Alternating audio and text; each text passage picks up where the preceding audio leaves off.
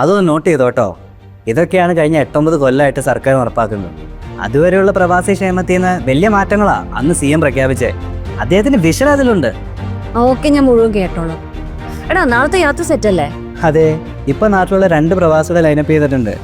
ഓക്കേടാ. ശരി.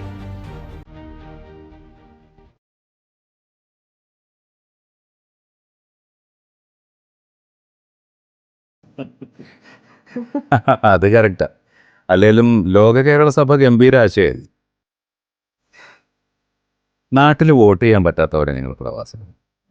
ആ ഞങ്ങളുടെ പ്രതിനിധികളെ നിയമസഭയിൽ ഇരുത്തി സഭ കൂടുക. ഇക്കാലം അത്രയും കേൾക്കാൻ ആരോരും ഇല്ലാതിരുന്ന ഞങ്ങളുടെ പ്രശ്നങ്ങൾ മുഖ്യമന്ത്രിയും മന്ത്രിമാരും അടക്കമുള്ള സാമാജികർക്ക് മുമ്പിൽ അവതരിപ്പിക്കുക. അത് 2 വർഷം കൂടുമ്പോൾ. ഇതുപോലെ ഏത് സംസ്ഥാനവും. അതൊക്കെ കൊണ്ട് പ്രവാസികൾക്ക് എന്താ ഒരു ഗുണം? ഗുണമല്ലേ ഉള്ളൂ. സഭയിൽ ഞങ്ങളുടെ പ്രതിനിധികൾ വെക്കുന്ന നിർദ്ദേശങ്ങൾ ഓരോന്നായിട്ട് സർക്കാർ നടപ്പാക്കിക്കൊണ്ടിരിക്കില്ലേ? ഇതുവരെ 4 സമ്മേളനങ്ങളായി. പ്രതിനിധികൾ വരുന്ന രാജ്യങ്ങൾ 35-ൽ നിന്നും 103ആയി. കൂടാതെ മേഖലാ സമ്മേളനങ്ങൾ നടത്തും. ഈ സഭാംഗങ്ങളെല്ലാം അതത് രാജ്യത്തെ കേരളീയരുടെ കാര്യത്തിൽ ഇടപെടുകയും സഹായിക്കുകയും ചെയ്യുന്നുണ്ട്. സർക്കാർ പദ്ധതികളും ലഭ്യമാക്കുന്നു. ഇപ്പൊ അവിടെ ഞങ്ങളുടെ കാര്യമൊക്കെ എളുപ്പമാണ്. ഞങ്ങൾക്കിപ്പോൾ അന്യത്വ ബോധമില്ല. കയ്യെത്തുന്നിടത്ത് സർക്കാരിന് രാജ്യത്തിന് കേരളം കാട്ടുന്ന നല്ല മാതൃകയാണ്.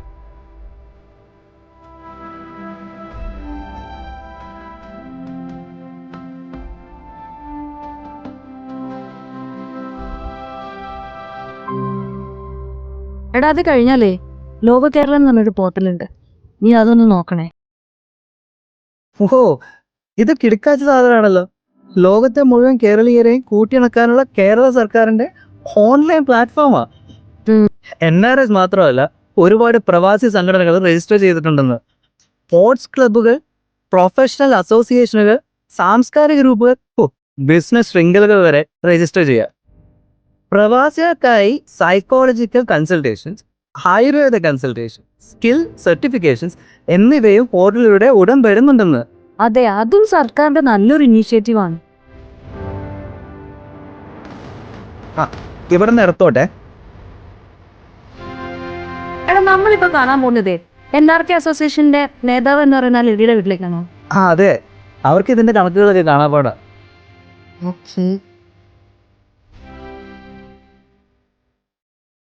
നോർക്ക പ്രവാസി ഐ ഡി കാർഡ്. ലാലി മാം, ഈ കാർഡ് എല്ലാ പ്രവാസികളുടെ കയ്യിലുണ്ടോ? അപേക്ഷിച്ചവർക്കെല്ലാം കൊടുത്തെന്ന് പറഞ്ഞത്. പിണറായി സർക്കാർ വന്നതിന് ശേഷം 7 ലക്ഷത്തിലേറെ പേർക്ക് കാർഡ് കൊടുത്തു. 5 വർഷമായി സ്റ്റുഡൻസ് കാർഡും ഉണ്ട്. അത് 52 രാജ്യത്തെ 14,427 കുട്ടികൾക്ക് കിട്ടി. മാം, എന്താ ഈ കാർഡിന്റെ പ്രയോജനം? കൊള്ളാം. പ്രവാസികളെ മുഴുവൻ ബന്ധപ്പെടാനുള്ള വിവരം സർക്കാരിന് കിട്ടുകയല്ലേ. സേവനങ്ങൾ നേരിട്ട് നൽകാം. 150 രാജ്യത്തെ കേരളീയർക്കും സർക്കാരുമായി ബന്ധപ്പെടാം. പിന്നെ ഈ കാർഡ് എടുക്കുന്നവർക്ക് ഇൻഷുറൻസ് ഉണ്ട്. അപകടത്തിൽ മരിച്ചാൽ 5 ലക്ഷം രൂപയും അംഗഭംഗം സംഭവിച്ചാൽ 2 ലക്ഷം രൂപ വരെയും കിട്ടും. അപ്പൊ എല്ലാരും എടുക്കുമല്ലേ? മാം, സർക്കാരിന്റെ കയ്യിൽ എല്ലാ പ്രവാസികളുടെ കണക്കുണ്ട്. പിന്നെ പ്രവാസി കേരളീയരെ പറ്റി 1998 മുതൽ മൈഗ്രേഷൻ സർവേ നടത്തുന്നുണ്ട്. പിണറായി സർക്കാർ വന്നതിന് ശേഷം 2018-ലും 2023-ലും സർവേ നടന്നു. പ്രളയവും കോവിഡും വിദേശ പഠനവും എല്ലാ പ്രവാസത്തിൽ മാറ്റം വരുത്തിയിട്ടുണ്ട്. പ്രവാസി പദ്ധതികൾ ശാസ്ത്രീയമായി ആസൂത്രണം ചെയ്യാൻ അതെല്ലാം അറിയണ്ടേ? അതായിരുന്നു 2023-ലെ സർവേയുടെ ഊന്നൽ. അതിൽ 22 ലക്ഷം പ്രവാസികളുടെ വിവരം ശേഖരിച്ചു. വേറൊരു സംഘടനയുടെ പ്രവർത്തകയാണെന്ന് ഷിബിൻ പറഞ്ഞു. അതെ, NRK അസോസിയേഷൻ. 19 രാജ്യങ്ങളിലായി 70 NRK അസോസിയേഷനുകൾ ഇപ്പോഴുണ്ട്. ഇന്ത്യൻ സംസ്ഥാനങ്ങളിലും ഉണ്ട് 90 അസോസിയേഷനുകൾ. എല്ലാവരും കേരള സർക്കാരിൻ്റെയും നോർക്ക റൂട്ട്സിൻ്റെയും പദ്ധതികളും സേവനങ്ങളും പ്രവാസികളിൽ എത്തിക്കാൻ ശ്രമിക്കുന്നുണ്ട്. അതിനുവേണ്ടി അസോസിയേഷനുകൾ പരസ്പരം ബന്ധപ്പെടുന്നുമുണ്ട്. ഓ, അപ്പൊ ലോകത്തെ പ്രവാസികളെല്ലാം പരസ്പരവും സർക്കാരുമായി കണ്ണേറിയിരിക്കുന്നു. അതല്ലേ ലോക കേരളം.